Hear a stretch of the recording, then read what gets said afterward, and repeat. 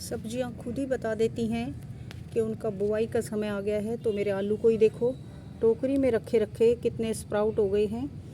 और इससे पहले कि ये और ख़राब हो जाएं, मुझे इनको मिट्टी देनी पड़ेगी, यानी कि इनको उगाना पड़ेगा। तो वो सारे टिप्स बताऊंगी, कैसे कैसे इनको उगाना है, कैसी मिट्टी लेनी है और क्या क्या करना है।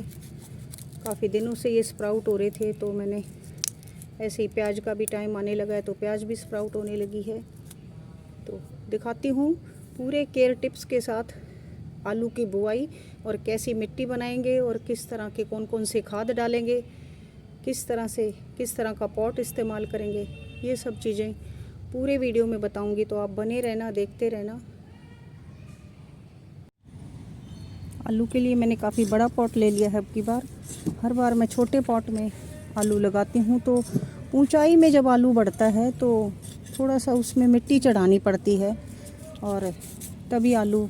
तो अब की बार मैंने ये टूटा हुआ सा जो अलमारी का टुकड़ा था, इसको इस्तेमाल करूँगी। देखूँगी कि किस तरह की मिट्टी बनाने से और कितना बड़ा पॉट लेने से क्या इफ़ेक्ट पड़ता है मेरे आलू की उपज पे। तो मिट्टी थोड़ी सी कम है, ये इसको और ले लूँगी। लेकिन फ़िलहाल कर रही हूँ मैं खुदाई अपने आलू के लिए। जैसे जुताई करते हैं ना 2-3 बार, तो इस तरह से अच्छी सी खुदाई हो जाएगी, तो आलू जो है वो अच्छा सा। और पोरस मिट्टी बनाऊँगी, डाल के दिखाऊँगी क्या क्या डालूँगी। ये मेरा घुंघरू वाला पेड़, यानी कि रसबरी का, वाइल्ड का, वीड हटाते हुए ही देखो इसकी जड़ें डिस्टर्ब हो रही हैं। वीड की जड़ें बहुत ज़्यादा गहरी होती हैं, तभी वो हमारे प्लांट को जो है कुछ भी लेने नहीं देती। तो वीड्स ज़रूर हटाएं, एक्स्ट्रा पौधे जो किसी काम के नहीं, न्यूट्रिशन वैल्यू सारी ख़त्म कर देते हैं। तो ये स्पॉट को जब मैंने बारिश से पहले भरा था कुछ बेलें लगाने के लिए, तो इसमें बहुत सारे पत्ते डाले थे, तो मोस्टली डिकम्पोज हो चुके हैं, हाफ डिकम्पोज से ज़्यादा हो चुके हैं। तो पोरस मिट्टी है, कुछ और चीज़ें डालूँगी, जैसे कि रेत अभी दिखाती हूँ, और कुछ खाद, गाय के या भैंस के गोबर की खाद डालूँगी।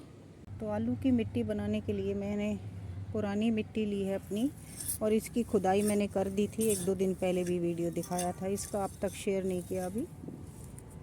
तो इस मिट्टी में मेरी बहुत सारे पत्ते की खाद है, बहुत सारे पत्ते थे बारिश से पहले। और ये देखो, फिर मैं लाई थी गोबर का खाद नर्सरी से, और काफ़ी सारा खाद है, ये कई किलो खाद है। तो ये काफ़ी खाद है, इसी को सारे को मिला दूंगी, पूरे में अच्छे से मिला दूंगी, फिर दिखाऊंगी आपको। और साथ ही मिलाऊंगी ये रेत, ये देखो रेत भी ये रिवर सैंड है, इसको भी अच्छे से मिला दूंगी इसमें, और मिला दूंगी कुछ मिट्टी। तो जो भी आलू की पोरस सी मिट्टी बननी चाहिए, और इस मिट्टी में खूब सारी रिवर सैंड, खूब पत्ते की खाद, और ये गोबर की खाद, नाइट्रोजन युक्त सब कुछ होना चाहिए, तभी आलू की जो साइज़ है वो बड़ा होता है। इससे पहले मैंने जो आलू उगाए थे वो पॉट में उगाए थे, इस तरह का बड़ा पॉट नहीं था वो।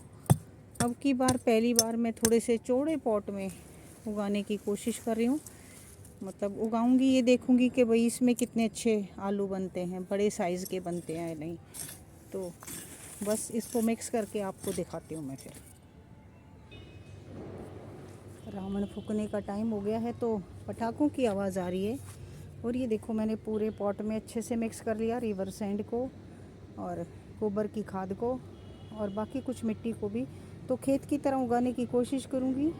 कुछ डोलियाँ सी बनाऊँगी मैं, मेड जैसे, आप देखना खेत में ऐसे डोली सी ऊंचाई सी बना के उसमें आलू उगाते हैं।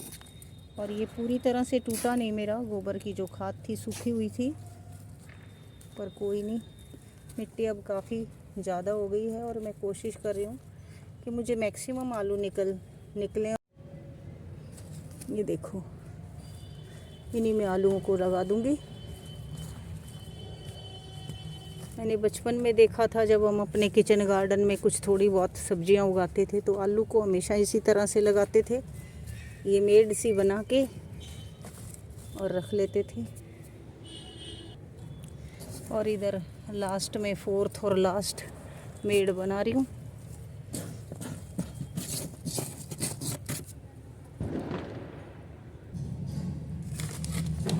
ये बना रही हूँ मैं फंगीसाइड का पानी। थोड़ी सी ट्रीटमेंट कर दूँ आलू की। हाथ से नहीं बोलना चाहिए पर मैं तो बोल ही लेती हूँ। अच्छे से कुछ सफाई कर लूँगी तभी मैं यूज़ करूँगी। सभी आलूओं को इसमें डाल दूँगी, है ना। 10-15 या 20 मिनट तक मैं इसमें भिगो के रखूँगी इनको। थोड़ी सी ये फंगस फ्री रहें, एकदम से फंगस ना लगे तो।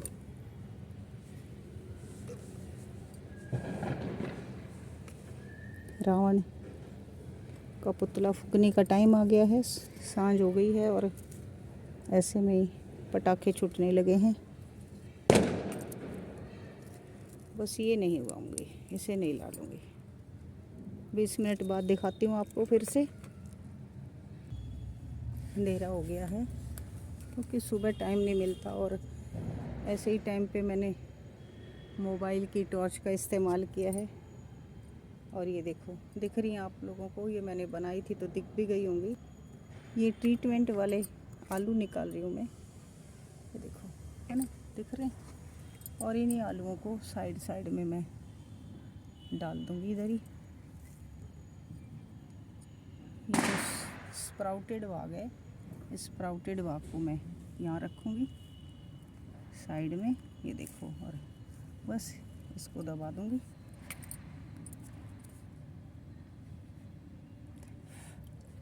सभी को ऐसे ही एक बार इस तरफ और एक बार इस तरफ, ये देखो कितने स्प्राउट है। तो इन सब को मैं ऐसे ही डालूँगी इनके अंदर और मिट्टी चढ़ा दूँगी ऊपर से। तो अभी आप देख लें मैंने कैसे इनको, यहाँ मैंने इनको दबा दिया और ये देखो, है ना, ये सब मैंने कुछ डिस्टेंस पे लगभग एक बिलांद कहते हैं ये, इस तरह से ना, इतना डिस्टेंस मैंने इनका रखा है।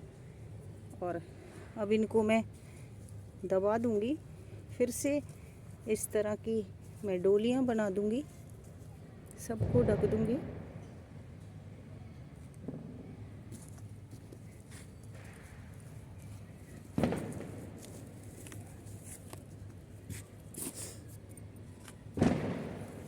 पटाखे चल रहे हैं, रावण फूंक रहा है।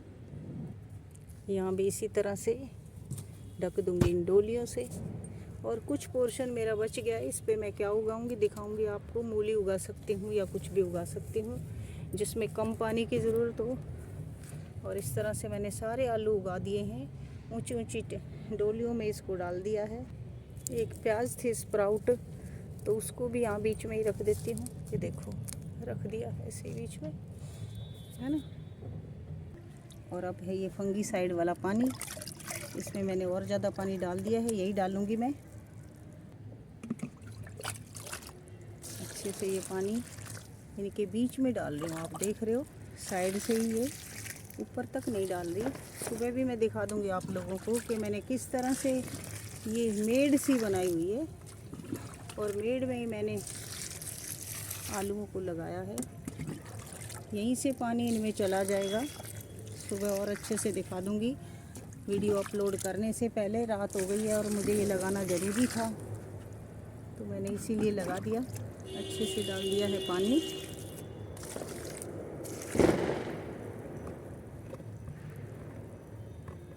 दो तीन दिन बाद मैं दिखा दूँगी इनका रिज़ल्ट आपको। और अब देखें आप, है ना, ये देखें ना, पानी भरा हुआ है और ये है, तो दिन में और अच्छा सा दिख जाएगा। तो आलू की बुआई कर दी है मैंने, सर्दी की शुरुआत और आलू की बुआई के साथ। आगे दिखाती हूँ और क्या क्या उगाती हूँ।